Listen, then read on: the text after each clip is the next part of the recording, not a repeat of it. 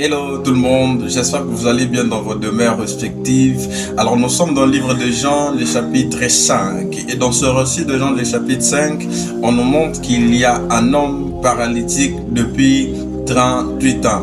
Et cet homme se trouvait au puits de Bethesda, et dans ce puits de Bethesda, il y avait un ange qui descendait et qui agitait l'eau. Et lorsque l'eau était agitée, la première personne qui était jetée dans le puits était guérie, qu'importe la maladie qui l'affligeait. Mais cet homme dont nous parlons ici n'avait personne, il n'avait aucune aide, il n'avait aucun soutien, de telle sorte que quand l'eau était agitée, qu'il pouvait les jeter pour qu'ils reçoivent la guérison. Mais malgré cela, cet homme n'a pas quitté le puits de Bethesda.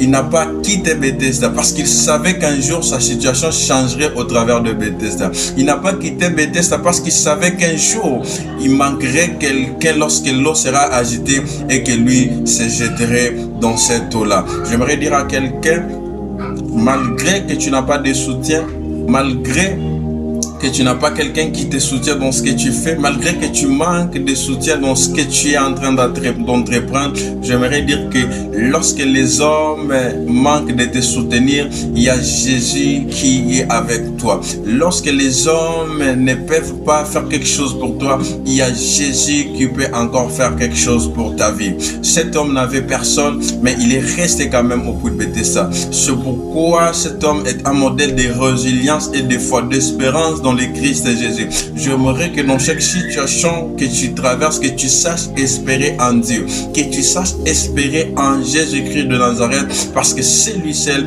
qui saura te sortir de cette situation ou de ce problème que tu traverses. C'est pourquoi Jésus vient à lui, malgré qu'il y avait beaucoup de boités, il y avait beaucoup de malades et de paralytiques, mais Jésus n'était venu que pour cet homme qui était à Bethesda depuis 38 ans. Il se peut que vous traversiez la même situation, un nombre de personnes. Vous pouvez traverser une même situation, beaucoup de personnes. Mais j'aimerais dire qu'il y a un jour que Jésus ne viendra que pour ta propre vie. Il y a un jour que Jésus ne s'élèvera que pour ta personne. C'est pourquoi ne perds pas la foi. Continue d'espérer.